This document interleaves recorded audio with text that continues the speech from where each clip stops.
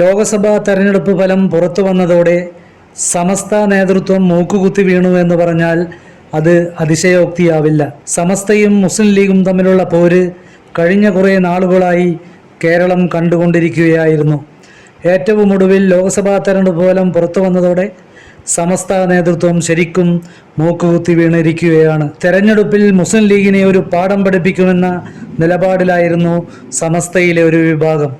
മുസ്ലിം ലീഗിനെ പ്രതിസന്ധിയിലാക്കുന്നതും LDFന് ഇന്ധനം നൽകുന്നതുമായ നിരവധി വിഷയങ്ങളാണ് ജിഫ്രിക്കോയെ തങ്ങളുടെ നേതൃത്വത്തിൽ സമസ്തയിലൊരു വിഭാഗം ഉയർത്തിക്കൊണ്ടുവന്നത്. എന്നാൽ തിരഞ്ഞെടുപ്പ് ഫലം പുറത്തു വന്നപ്പോൾ മുസ്ലിം ലീഗിനെ മുട്ടുകുത്തിക്കുമെന്ന് സമസ്തയിലൊരു വിഭാഗം വീരവാദം മുഴക്കിയ പൊന്നാനിയിൽ ലീഗ് നേതാവ് അബ്ദുൽ സമദ് സമദാനിക്ക് 2019 ET മുഹമ്മദ് ബഷീറിന് ലഭിച്ചതിനേക്കാൾ 40,692 വോട്ടുകൾ അധികം ലഭിക്കുകയായിരുന്നു. ETക്ക് 51.30% വോട്ടുകൾ ലഭിച്ചപ്പോൾ സമദാനിക്ക് 54.81% വോട്ടുകൾ ലഭിച്ചു.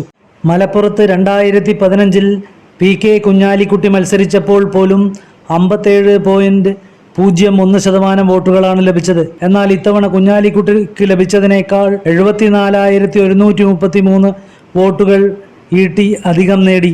അതായത് 59.35% വോട്ടുകൾ. ഈ കണക്കുകൾ കാണിക്കുന്നത് തിരഞ്ഞെടുപ്പിൽ ഒരു സ്വാധീനവും പ്രകടിപ്പിക്കാൻ സമസ്തയുടെ നേതൃത്വത്തിന് കഴിഞ്ഞില്ല എന്നാണ്. തെരഞ്ഞെടുപ്പിന് 3 ദിവസം മുമ്പ് പോലും ലീഗ് മത്സരിക്കുന്ന 2 മണ്ഡലങ്ങളിലും ലീഗിനെ തോൽപ്പിക്കാൻ ഒരു വിഭാഗം സമസ്ത നേതാക്കൾ കൊണ്ടുപിടിച്ച ശ്രമം നടത്തിയിരുന്നു. തെരഞ്ഞെടുപ്പ് ഫലം പുറത്തു വന്ന ശേഷം ആകെ അപമാനിതരായ സമസ്തയിലെ ലീഗ് വിരുദ്ധരായ നേതാക്കൾ ഇപ്പോൾ പ്രശ്നം ഒത്തുതീർപ്പിലെത്തിക്കാൻ ശ്രമിക്കുകയാണ്. മുസ്ലിം ലീഗ് നേതൃത്വവുമായി ചർച്ചയ്ക്ക് വേണ്ടി പിറകെ നടക്കുകയാണെങ്കിലും ലീഗ് നേതൃത്വവും സാദിഖ് അലി തങ്ങളും ഗൗനിക്കുന്നില്ലെന്നാണ് അറിയുന്നത്.